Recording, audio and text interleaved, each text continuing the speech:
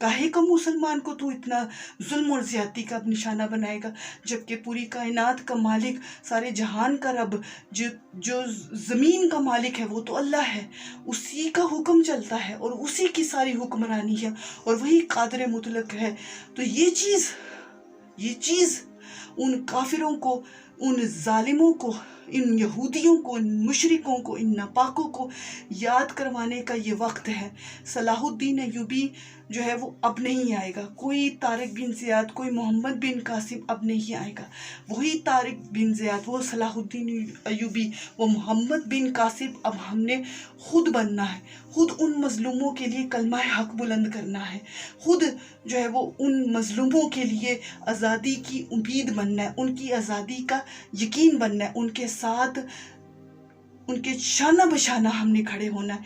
आज वक्त है, आज ज़रूरत है उन्हें, उन बेगुनाहों को, उन मासूमों को जो एक अरसे से इन यहूदियों के जुल्मों सितम का निशाना बन रहे हैं। तो क्या हमारा ये काम नहीं है?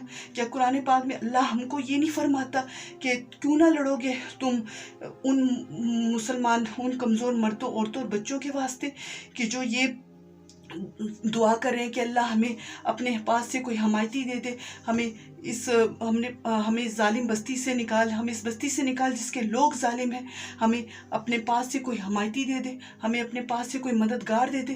क्या कुरान पाक में अल्लाह नहीं फरमाता कि तुम अल्लाह की राह में अपने माल और जान से जहाद करो तो ये तुम्हारे हक में ज़्यादा बेहतर है अगर तुम समझो।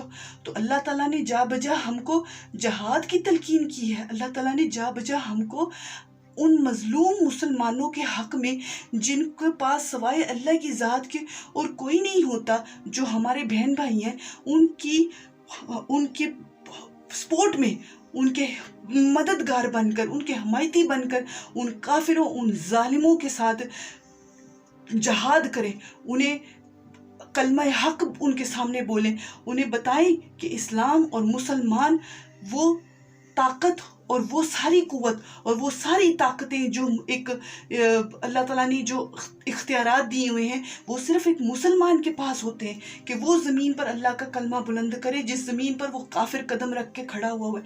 जबकि सारी ताकत और कुव्वत और कुदरत वाला तो अल्लाह है, और एक मुसलमान होता है जो अपने दिल में इस बात का जज्बा रखता है कि मेरा रब कादिर है।